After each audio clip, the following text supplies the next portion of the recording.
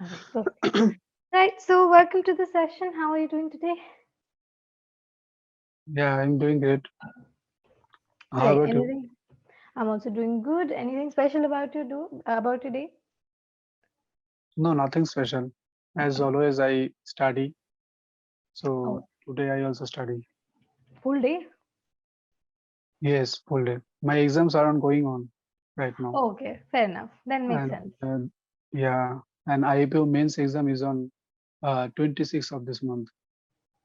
Okay. Wow. So your exams are like almost here. So yeah, makes sense. Fair Mm. enough. Right. So it must be a very tight schedule these days because I mean, considering you're preparing for exams. Yes, I So are have you to study studying? for, yes, I have to study for 10 to 12 hours per day. Ayo, that's more than like half the day. Why, yaar? Why are people studying like that? I too cannot study. Like, I love studying, but I cannot study in the pressure of things and not so extensively at one go. Until unless Yes, it's something of my interest, then that's a different thing. Then I can study for 14 hours also, but it has to be of my interest. yes, Otherwise, the definitely. coursework is just, it's very annoying to study the course syllabus. That seems more like a foundation, right? It's not like I want to do this, it's more like I have to do this. So just Yes, that thought takes half the motivation away. yes, right. So that's that. But fair enough. But how, what are your techniques to stay focused? Because I mean, obviously, it's very common to lose attention at some point. So how do you keep your focus? Uh, how do I focus? Actually, I cleared my preliminary of Mm-hmm. IAPS main of IAPS PO examinations, Mm-hmm. and there is only remaining two rounds, which is the mains and interview. So Mm-hmm. if I clear the mains, then I will have to attend to the interview. Yeah. So my main, I actually this is my last chance, and after this I will not be able to participate in these exhibitions because of my age, Yeah. and yeah, so that is the main motivation of me, Yeah. because I have to study more because it's my Yeah. last chance. Makes sense. Yeah. But it's tiring also to study the syllabus again and again, isn't it? No, it's not tiring. I think studying is the easiest work one can do, because if because studying is the only work of brain, I think. You Hmm. don't have to move to other place, or you don't have to do other kind of movement, your body movement. Only you have to do is you have to work on your minds. You have to study, you have to concentrate on studies. So I think it is the easiest way uh, comparative to other works. Okay. Hmm. Yeah. That makes sense. Yeah, I think that way when I look at it, it makes sense because, hmm. But I still feel like studying is something that takes a lot out of you.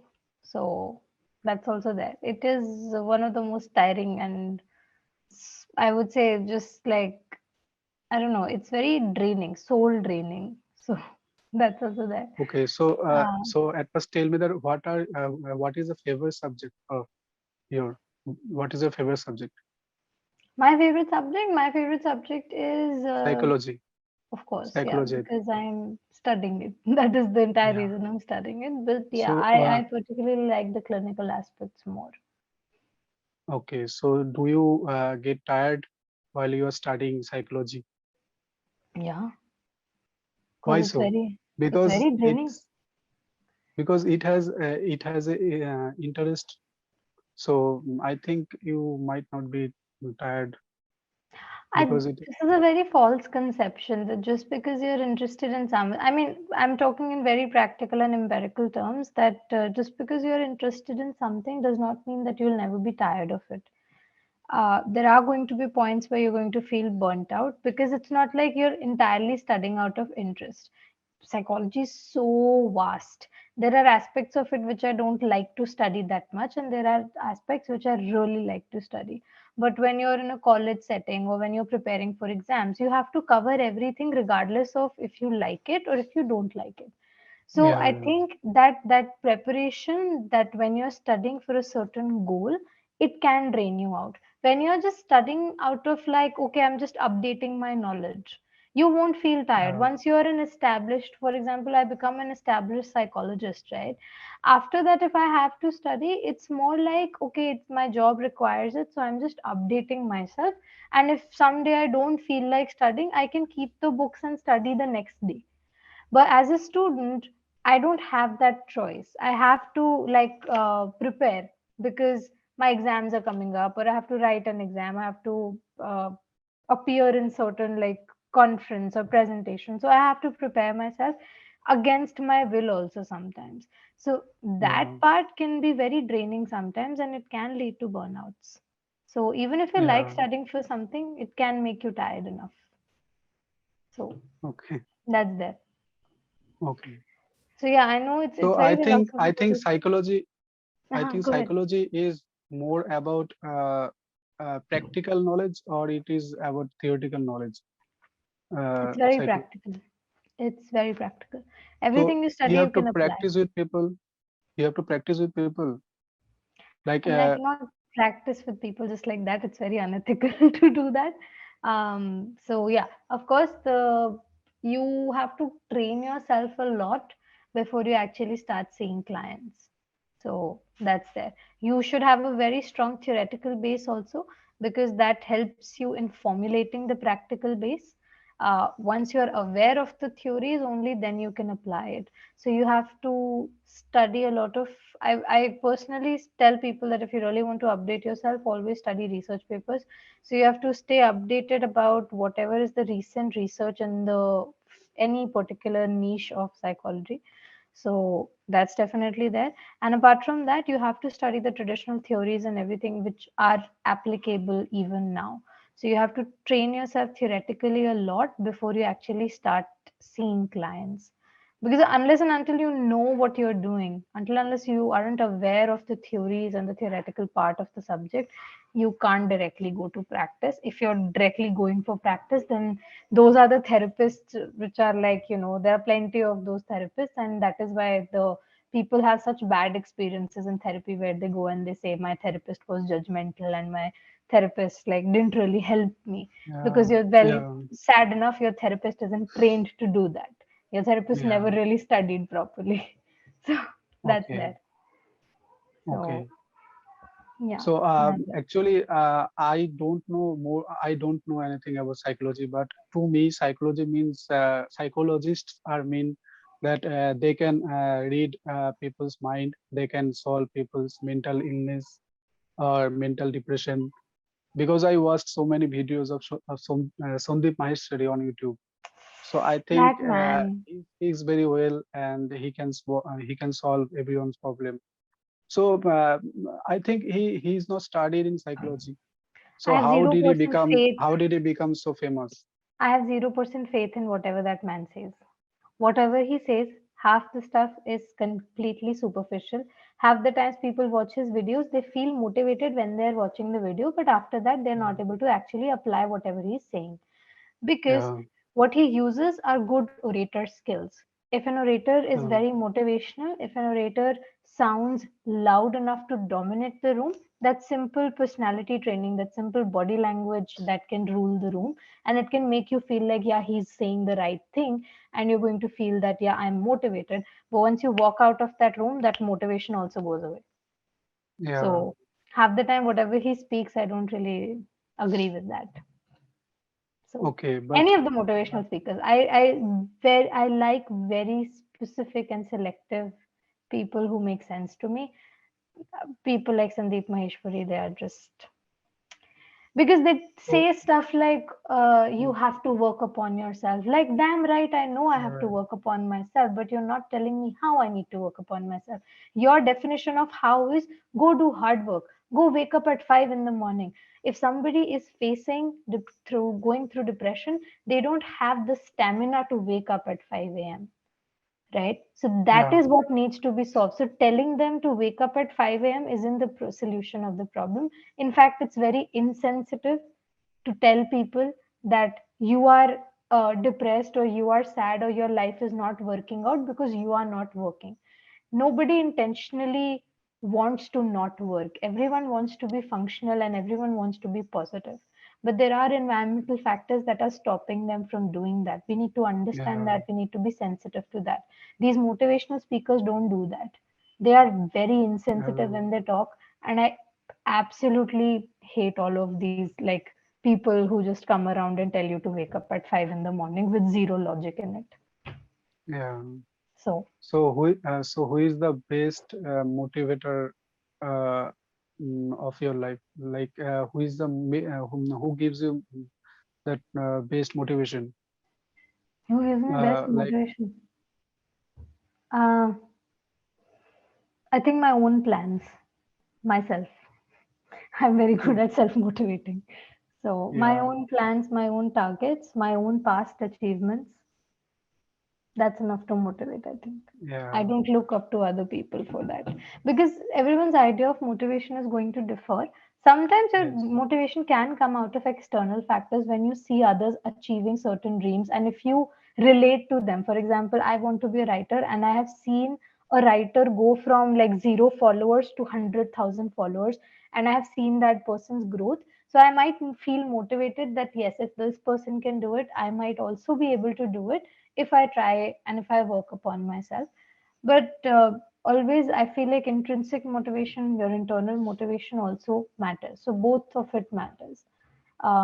So yeah, a lot of environmental factors also matter. If you have an environment which is constantly telling you that you're not a good person, you're not yes, hardworking, there is problem. That is not like that is going to even finish your internal motivation. So yes, environmental factors also matter a lot. But for me yes. personally, I usually only rely upon myself for motivation. So So you are self-motivated person. yeah, I'm very self-driven that way because like I don't have superficial dreams anyway. I don't want to be a billionaire millionaire like that anyway. I have very specific things that I want to achieve. So I have specific targets. I don't have like 20 things that I want to achieve. I have few targets. I know how to reach those targets. So that's there. I don't want to complicate my 20s. So yeah, that's there. But yeah, Yeah, and I think that you may be a very good psychologist because you are a very good listener. What I have seen from my previous sessions that you are a very good listener. So you can be a very good psychologist. I think so. thank you. That's a good compliment. I think that is going to make me feel good. But yeah, I think for psychologists, I think one of the major skills, the first skills that they need to learn is listening because um, Yeah, I think that is why people are coming to them. If somebody is yeah, walking into a therapist's room, they first want to be heard and then anything else. yeah, So if you just walk in and you say I'm depressed and the therapist starts to talk and tells you solutions and just advises you, you're not going to feel good. So yeah, that's there. But makes sense. yeah, But what about you? What motivates you? yeah. What One is motive the in last which thing factor? you said. Like in Okay. general in life, one thing you mentioned that for your exams, you're like because this is your last attempt, so that is your biggest motivation right now to work very hard Yeah, towards your goal. But in yeah. general, apart from that, what motivates you? In general, actually, from last 2 years, I am very I feel very lucky to have a very good book with me, which is Sri Bhagavad Gita. So I think Mhm. the motivations, the speeches of Bhagavad Gita motivates me all time. Okay, so there is a solutions of every problem in this book. So Yeah. I read Bhagavad Gita daily, nearly 10 to 15 minutes. And Mm. if I face any trouble in my life, so I read it twice or thrice in a day. So I feel motivated because Mm. there is very natural and very common explanations of every problem.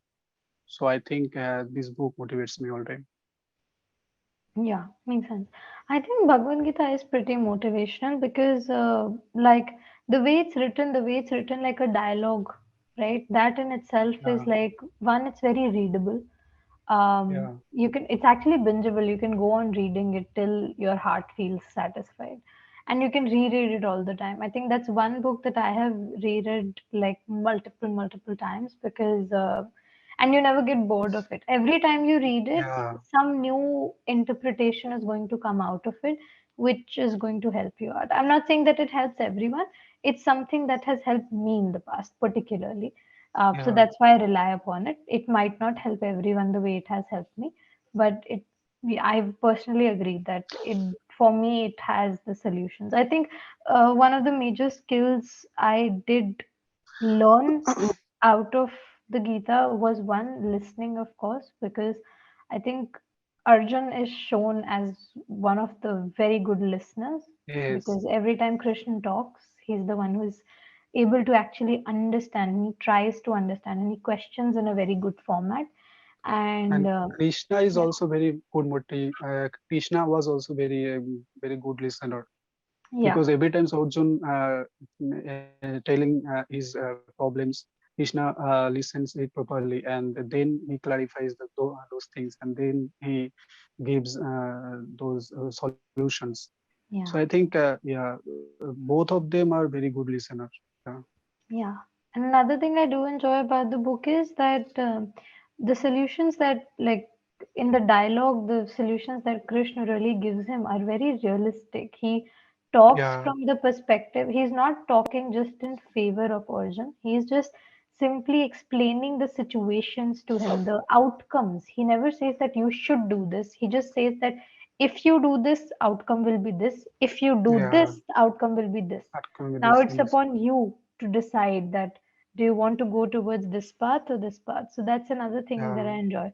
And another thing that I really learned from the book was the entire concept of detachment. Not detachment as in yeah, sannyas. People usually think that whenever I say detachment, it means that I don't love anyone, and that I mm, am completely detached from the entire concept of samsar. But that's not what I mean. I simply mean that detachment from things that might hurt you, or detachment from yeah, things that earlier controlled you, but now you have learned that you should not give that control to those things or people or situations. So detachment in that way. So yeah, I think yeah, that's another thing. So yeah, yeah, so yeah, Bhagavad Gita is definitely, I think, it's a good read, especially if you believe in mythology. Somebody who actually yeah, believes in or has faith in God, for them it's actually helpful. So yeah. that's that. But do you read in general? Do you read, like, apart from the Gita? Do you like reading? Yeah, I like reading, but not at that time because of my Like, examinations. yeah,